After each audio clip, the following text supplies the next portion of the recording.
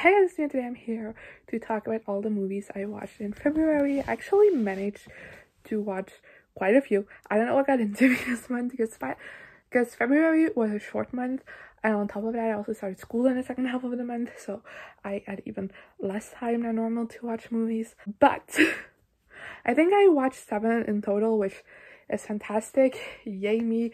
I don't know if I'll accomplish it in March, but we'll figure it out together. Also, just quickly, a quick plug. I don't like plugging myself, but I want to do this. As in the month of February, I also started reviewing the movies I watch on my TikTok.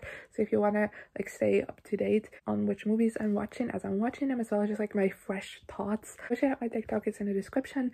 And yeah, let's start. So the first movie I saw in the month of February is Spider-Man 3, which came out in 2007, and I gave 1 out of 5 stars to. The seemingly invincible Spider-Man goes up against an all-new crop of villains, including the shape-shifting Sandman. While Spider-Man's superpowers are altered by an alien organism, his alter ego Peter Parker deals with nemesis Eddie Brock and also gets caught up in a love triangle. So if you watched my January movies I watched in January video, you know that I started watching these Spider-Man movies and I'm not the biggest fan of them, and then this definitely was the accumulation of I don't like this. I just feel like this movie was incredibly boring because it just had too much going on. It has 3 villains, I believe, and then on top of that we have a lot of personal drama with Peter as well, and like I said, also the love triangle is in the description.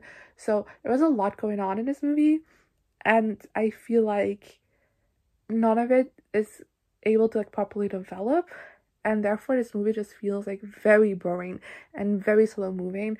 And I only really like the action scene at the end where everything kind of accumulates, but at the same time at that point I was so over this movie that I just resented it for still going on. So yeah, I generally didn't have a fun time watching this movie. I don't have an attachment to any of these characters. I generally just hate MJ in these movies. Peter also isn't great, and I don't like it. Then the next movie I watched is Soul, which came out in 2020, and I gave 4 out of 5 stars to. Joe Gardner is a middle school teacher with a love for jazz music. After a successful audition at the Health Nut Club, he suddenly gets into an accident that separates his soul from his body and is transported to the youth seminar, a center in which souls can develop and gain passion before being transported to a newborn child. Joe must enlist help from the other souls in training, like 22, a soul who has spent eons in the youth seminar, in order to get back to Earth. I feel weird reviewing this movie because I think it's a perfect movie, yet I didn't give it 5 out of 5 stars. I feel like everything about this movie is just fantastic. The characters are great. The story is fantastic. The animation is sublime. I really like the music in it as well. I had some laughs, but what I wasn't able to give this 5 stars in my brain is because I feel like it deals with a lot of emotional themes and subjects, yet it never got me emotional. I'm someone who is emotional very easily at movies.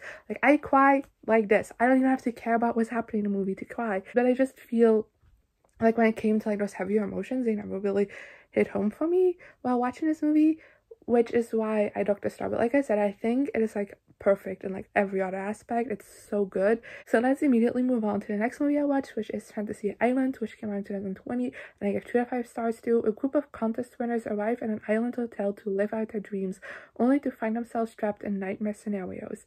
So I don't know what it is with this movie. Maybe it's because I've heard so many negative reviews about it that I liked it so much. Basically, everyone I've ever seen talk about this movie doesn't like it, and I generally had a blast with it. It's not a perfect movie at all, and I don't know if it's just my inexperience with horror is the reason why I watched it, or because my standards were so lowered that I was oh, this is actually fun. I didn't expect that I still rated it so highly. Like I said, it's a 2 out of 5 stars. It's not perfect at all, and I had a lot of issues with it, but overall, I just had a blast watching the movie. I thought it was a lot of fun. The main reason why I watched this, even after seeing so many negative reviews, is just because I thought the concept sounded so interesting. And I still stand by that. The concept is really interesting. And I think it does execute it well up until a certain point. Just the whole idea of your greatest fantasy and that turning into a horror scenario just sounds so incredible. And I really liked how that was done and how like you got to see like these different scenarios turn into like this horror situation, and how it was different for like each person as well, considering like each person had a different fantasy, and it turned dark at like a different point. Like there are certain fantasies that were like dark from the beginning and there were other situations where, you know, the darkness came in later, and I really liked how that was done.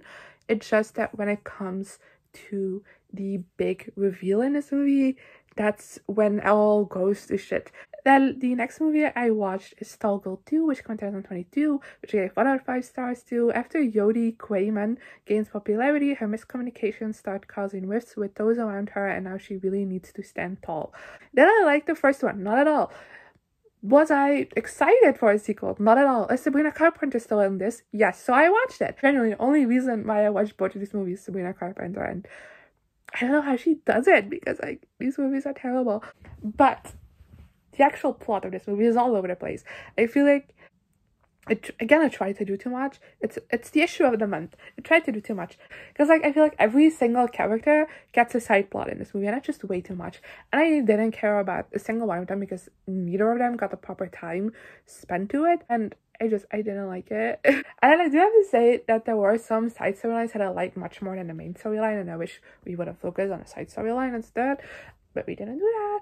And I think my main problem with this movie, though, is that this movie is just an accumulation. The main plot is an accumulation of Jodie just fucking up and being like a terrible friend and girlfriend to her friends and boyfriends, but like she never apologizes or recognizes that she does anything wrong. And I just don't like that. Then the next movie I watched is Murder on the Orient Express, which came out in 2017 and gave 2 out of 5 stars to. Genius Belgian detective Hercule Poirot investigates the murder of an American tycoon on board the Orient Express train. Here's the thing. I am Belgian. Do I know how to pronounce his name? No, because I don't speak French. I really like this movie. I genuinely, when I went on Letterboxd to like write my review for this movie after I watched it, and I saw just like all the bad ratings, I was like, I genuinely didn't know this was the case, and I was so disliked. It's not, like I said, it's a 3 star, so it's not like a fantastic movie, but again, I had a fun time watching this. I thought like the cast of characters was fun, but I did genuinely think that some were better developed than others. Like some were very much left to the wayside, and I kind of forgot they existed. Other ones were like very much pushed to the forefront, and I could tell you a bunch of things about them. And I feel like this could have been better if it just like rounded out the characters, all of them, better. And I know it's a large cast of characters, but like in January I watched Knives Out, which also has a very large cast of characters, and I feel like that movie also did a great job and make you understand each character, even if they didn't give them a lot of screen time.